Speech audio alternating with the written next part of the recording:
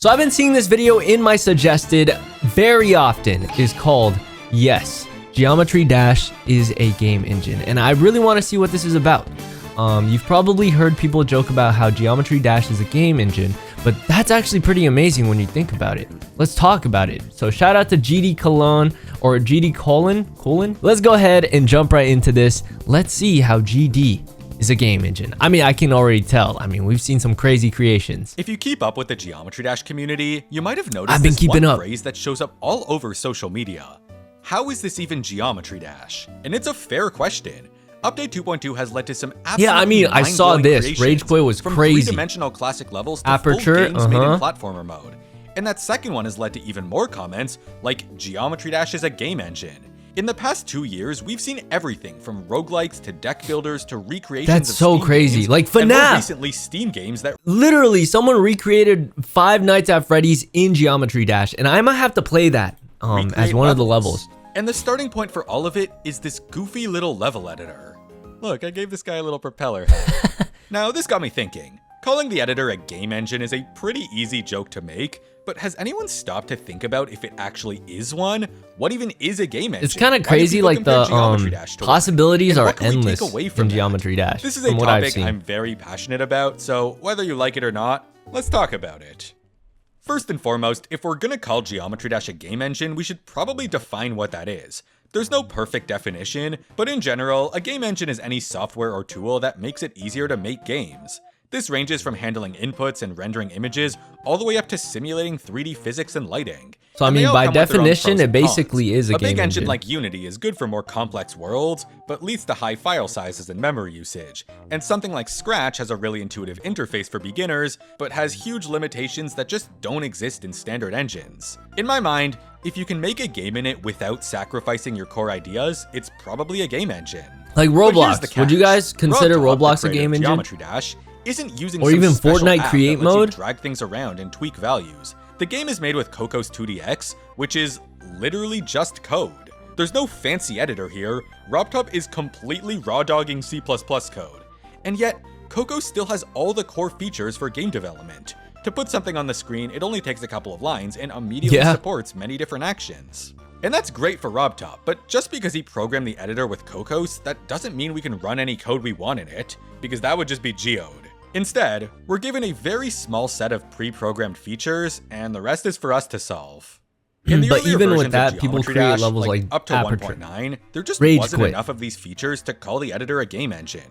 Unless your game involves a cube that slides right and jumps over spikes. There was practically no control over the game's behavior, but like, at least you could make these funny bubble letters. When Update 2.0 came around, we got the ability to move and fade groups of objects. They were meant to be used for gameplay and effects, but you could move stuff at the same speed as the player to make a sort of interface, or only make these triggers activate when the player jumps. This alone was enough for people to make little animations in the editor, or give the illusion of a custom game Flappy by just Bird. pasting some art on top of the player. There were some semi-original games, but they were kind of primitive, like Dorabay Quiz using 2-player mode to let you pick between options, or moving obstacles to shifting the level forward while the second player is holding. Trying to define a game is a whole other rabbit hole, but for the sake of the video, I'm gonna say it's anything with a clear objective that plays differently than classic GD. And levels like these definitely fit that. Dude, what But we the can't heck? talk about I've 2.0 yet to without see bringing up levels like that. That's Sir Punch's crazy. Alter Game series, which is where people really started to question if this was even Geometry Dash. Wait, In that's so retrospect, cool. the way these games worked were pretty simple. This is in Geometry especially when you Dash peek at the 2? hitboxes to see What what's the going heck? on behind the scenes. See, But at the these are time, the these types of really levels that highlighted the I really editor's wanna potential check out. and showed that with the right mindset, most you could combine interesting simple GD 2.0 levels. features to make something much greater. Or you could wait until Update 2.1, which is what really changed everything. We got touch triggers to detect So are we input, currently on pickup triggers 2.2? to store information, collision blocks to detect when 2 of anything you want touches, and it didn't take long for people to see the opportunity and start making some games. Car crash. Dude, guys, these are the type of levels that I really want to try out. So please, if you guys have any suggestions, I would love to check it out down below in the comments. Next video you guys will probably see Every is new probably feature me added in trying the most 2.1 made interesting mini-game levels. development significantly easier, whether it was intentional or not. You didn't even need to have invisible gameplay behind the scenes anymore. What you saw in front of you was actually controlling the game. Of course, there were still some pretty big constraints. GD levels always end after a specific amount of time, so timers had to be incorporated into minigames to prevent players from beating them by simply waiting. And since GD only allows up to 2 players in one level, you only have 2 buttons to take input from. In a normal game engine, constraints like these would drive everybody away in an instant. But in Geometry Dash, people just got a little more creative. The game is just built different. For example, Master Game by Serpunch. On top of being a full RPG game with a storyline and enemies, it also uses some really clever tactics for the things it can't control. The game lets you move in 4 directions by making one button move forward and the other rotate the direction. It's not a perfect system, but enough to make the level feel comfortably playable. Cool. As for the little time limit puzzles on levels, that you can play, well, there's saving. By typing in a password at the start of the level, you can pick up exactly where you left off, or skip directly. That kind of reminds me of like the Game Boy games I used to play back in the day. System that many old video password, games would use please. Since they didn't have a way to store information. Love GD I'd be here Cologne. forever if I tried to list off all the notable games made in 2.1, but just know that there were hundreds of them. I even recreated a couple games myself, like the Impossible Quiz and Rhythm Doctor, which 5 years later, I'm now part of the dev team for the actual game. Bit of a plug, but we just left early access this month, and I highly recommend you check it out on Steam. In my opinion, it's a pretty good game. I helped with a lot of the level decorating and editor features. Kind of sounds interesting. This was back when recreating games was kind of want to check it out. But I still wish I was a little more original because copying someone else's work doesn't do you much good. By the end of 2.1, we basically had full platform. Dude, this looks so like Floating cool. Outskirts by Yori. Looks like a whole different game. Is the creator of other 2.1 minigames like Falling Maze. These were so impressive, but respectfully, the controls kind of sucked. One button to go left, one button to go right, and press both at the same time to jump. Oh, that sounds annoying. I would not. My brain would not be able to handle. If only Geometry Dash gave us some kind of platformer mode. Update 2.2 demolished every restriction that would realistically turn someone away from developing a fully fledged video game inside the Geometry Dash level editor. The built-in platformer mode didn't just give people a full platformer engine to work with, it also removed the time limit from levels and gave creators I think I've played this level. Inputs to use. Maybe. And that doesn't even include the truckload of free pixel art, extremely intuitive particle editor, an endless library of sound effects, and pages of new triggers. Like this gradient trigger that draws a shape between 3 or 4 points. And if you could draw primitives like these, you can render 3D graphics. Whoa. Please go watch Nemo's video on how he made 3depth. It's very cool. It seems like 3D is like a theme in itself now, like their own genre. Levels, which is the highest honor a level in this game can. Are there any like extreme demons with like just straight up 3D effects? Because I know there's some that like incorporate 3D into the level, but have there been purely 3D levels that are in the demons? Dead God Cult by in the harder Salvary demons, is a fully at least. original deck builder roguelike with tons of replayability. Wait, someone made Balatro in the game? Basically, you need to plan your deck and play cards strategically to maximize the number of points you earn each round, while also gaining faith to play even more cards. Dude, this is cool. It's brilliant, it's amazing, and I would pay big bucks to have this on Steam so I could control it with a mouse instead of the keyboard. What? I could say more, but instead I'll just drop my full review from Vibrant's Discord server. Dead God Cult. Terminus by Moistened Egg is a shoot-'em-up bullet hell game where you blast enemies and choose an upgrade after each wave. When a game has a 3 upgrade screen like this, you know it's gonna be a banger. The whole thing is surprisingly well balanced with lots of interesting synergies between upgrades, but they'll only get you places if you actually dodge. Labyrinth by Tricipital looks like a normal platformer level, until you realize it's actually Spelunky because the entire map is randomly generated and changes every attempt. That's There's so items, cool. shops, secrets, upgrades, and 4 different floors to survive. And if you die once, you lose everything. Over. It's an extreme demon where none of the sections are too difficult, but there's tons of room for careless So it's mistakes. basically a roguelike, and even right? though it looks like Geometry Dash, it plays like a completely different game. And lastly, there's Quarion by Zaoent, which I've spoken about in the past. Wait, this is a medium demon. It's also the only one of these 4 games that isn't a roguelike. You need to play Towerverse? You can't save your progress. Quarion's a Metroidvania heavily inspired by You Have to Win the Game, where you explore a room. Hold on. You know how like it said medium demon at the beginning? Hold on. So you know how this says like medium demon? If I beat something like this, would it consider me beating a demon? Quarion by Zaoent, which I've spoken about in the past. And it's also the only one of these 4 games that isn't a roguelike. They're common because you can't save your progress. Quarion's a Metroidvania heavily inspired by You Have to Win the Game. It actually does where count. You explore a room-based map and collect movement upgrades. So you can now you're making me think these are actually like genuinely super hard in comparison to normal demons or like and sold it on Steam, and people seem to like it. According to Zayoan, Play the even Tower the creator Verse? of You Have to Okay. Win the Game was happy I mean, to I see gotta someone see how take hard it is inspiration from his first. own I feel work, like I might just be as he did with walking games like into a trap. BBBB. This is such a huge win for the Geometry Dash community, and I would love to see more game developers get their start from a Square game of all places. On top of these levels, there's also like the guy who made FNAF inside Geometry Dude, Dash. I want to play Now this. that I'm it's so gonna much play easier to this make today, games compared to possibly. 2.1, Maybe another game recreations just stream, aren't as but special anymore. Like, yes, these are super technically impressive. This is amazing. But that's about it. These levels only exist to Wait, impress people. what? And nothing Someone more. made Hollow Knight It seems more inside like or Monkey Silk See, Song Monkey inside of Do than GD? using creative energy, if you ask me. Like I always say, if you're going to recreate something, please contribute something original to it, and make sure you have permission that's if so you think cool. it's necessary. So yeah, it's pretty clear to see that 2.2 DK. turned the editor into a super viable game engine, and resulted in creators dropping These are original so cool. games Amazing left and right. suggestions. But why are they doing it in Geometry Dash? If you're gonna make something this ambitious, why not use another Is it engine when you easier have or all something? the freedom in the world? I personally think it's because once you're familiar with the GD editor, you start to realize that the features it provides heavily outweigh the small downsides like not being able to customize controls. And I'll prove it to you. Here's a little shooter game that I made at the So you're editor telling in me about 30 GD is minutes. just First I superior. set up the camera and It's player the position, then I superior used the game vent engine. triggers to detect your input and rotate this arrow around you. Then I stored some bullets off screen and made jumping teleport one to your position and move it in the direction of the arrow. Since you can't create objects out of thin air, you can technically only have 10 bullets on screen before they start getting recycled, but there's a cooldown so you'd never notice it. Then I set up some enemies using the same method and made them continuously spawn from random positions. The target mode on a move trigger actually picks a random object in the group, so that made it really easy to set up.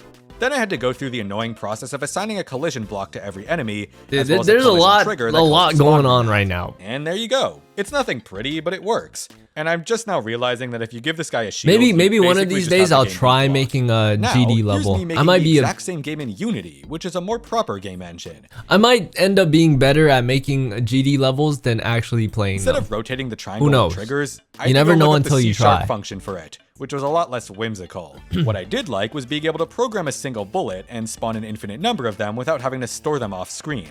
And it was easier to tweak the speed and cooldown until something felt right. Same deal with the enemies, I can drag in as many as I want. Then I spent 10 minutes figuring out why collisions weren't working. Turns out the bullet needed a dynamic rigid body. But after that it was smooth sailing, and the whole thing ended up taking around 40 minutes. This Dang, that's version actually definitely runs really better impressive. and has code that's a lot easier to build on, but it just wasn't as fun to make as the Geometry Dash version. Instead of having fun with triggers and group IDs, I was stuck doing vector math and looking up the right code on Google. It just felt like one chore after another. So this experiment made me realize that making games in GD is so appealing because of how intuitive it is. When you're playing around with triggers, it doesn't really feel like programming. Rather, you're experimenting with your existing Yeah, knowledge because of the editor's it's features, just like which is a you're lot more basically just engaging. toggling But numbers. it's not just the fun factor. It seems There's like so many other pros to the GD editor that I can think of. Like, this game's got built-in platformer physics, and they're really I used to make good, too, levels? if this button Oh is unchecked. shoot! You Yo, can yo, yo! fine-tune One the of these movement days I'm using gonna hit portals you and up, gravity dude. triggers, which allows for some freedom while still feeling consistent with other levels. That of would the be an game. interesting. Programming a good That and would actually responsive be an player is interesting one of video the hardest idea. parts of game development, and in Geometry Dash, you don't even have to think about it. You know what else is tough? Imagine getting art and GD music for Noob your tries game. to make a Hey, level. look, art library, music library, sound effects library. Yes, you'll see a lot of repeats across different levels, but it's still enough to make something really presentable. Some of the pre-made triggers are also really advanced, so you don't have to touch the code there That's so either. cool. Advanced follow allows for customizable homing towards a target. Area triggers let you do all sorts Like of this proximity GD based editor, effects, is it just and purely made shaders by RobTop, let or you like ruin your did level other because you people thought it would help be a good RobTop idea to develop pixelate the whole thing? these Finally, and triggers most and importantly, Geometry Dash levels are very easy to play and share. You can immediately test things with a single button without having to wait for code to compile. And when you're Amazing. done, you can Actually upload it to the amazing. servers where it has the chance of getting seen by tens of thousands of As players. someone who actually many of used which the will have code, comments like, and feedback to make your future I projects would even definitely better. use this Most over games struggle code. to even get 100 downloads, so this is a really big deal. I hated But it fixing makes bugs sense. or like After trying to all, figure if I out told you to what. play a Geometry Dash level or go download a new game onto your computer, the first one is a lot less of a hassle. I'd be lying if I said the GD editor was perfect though, so we should also address its weak points and discuss how they affect development.